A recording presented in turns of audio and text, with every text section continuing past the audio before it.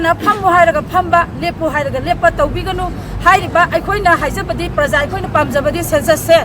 tawbiu yai kasu kaije tawbatabu hairiba chai khargi mamang da hekalakriba mito miyan cha singdugi mafam khangna makoi khandoklaba matungda aikoi gi census se tawbiu haibani hoje hoje manipur da sarang aduna laiba koi census ki matang sidane hoje oiba manipur gi situation sida census tawba haibase faidagi maram sadaba ama oi haiduna ngasi aikoi miyam thokcharakuna madu yaningdabadu phongtokjabani maramdi haukhiba sahi kya da 2011 gi census da aduga matamda hengatkhiba mi masing aduga hojik oreiba akoigi manipurda haidi iran kaya ma tholakhiba kangluk ki oiba nuksinadaba leiriba sije matamda hengalakhiba mito miran jasing adudagi tholakba oibani haina su aikoigi home minister kanuna phogda akoigi prime minister amit shah na su mamangi lan gi 2024 gi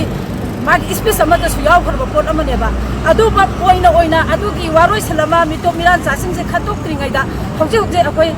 census tawba haibase khwaidagi maram sade akoi manipur haibase singi lamda akoi gi 92% ni aduga valley dana akoi 8% ni sada aduda akoi gi 92% sida missing se aduki matik chai khagi mamangda sada akoi gi valley da 18% 17% oiba matamda kaino da singda 60 abap gi mathak da oi grabaneba adula takpati aikoi singda mama amana masa sama pueba aduna maram sungcha sa de sigi mito miran samayam se loisanba man naidana aikoi na hojik census to bhaibase aduki mati aikoi ngasi manipur da laiba prajamiam sida su aikoi yabang amoi aduga hojik laingak paibiriba aikoi gi panbiriba BJP sarkar aikoi gi laingak mapuroi singse center sarkar na phammu hairaga phamba lepu hairaga lepa tawbiganu hairiba aikoi na haijabadi praja aikoi na pamjabadi census se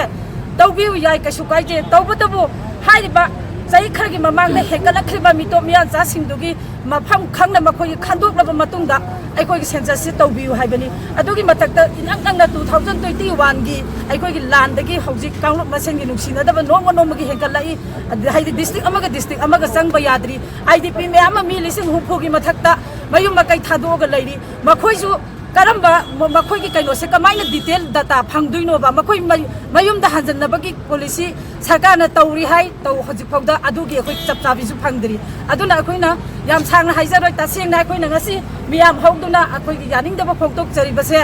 tasengna hojik census tawbase matik chade maram chungcha chade census tawbiganu hana mito miya cha singje phajana khantok piraba matungda census se tawbiganu haiba nate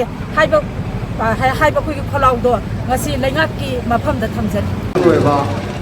me budi na mate lo takai na ga ba manipur gi wani siya mo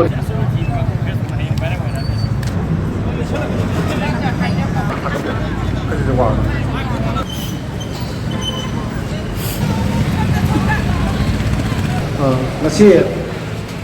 tana census habdi Mikok matal na yang hak mana so haja balai aduna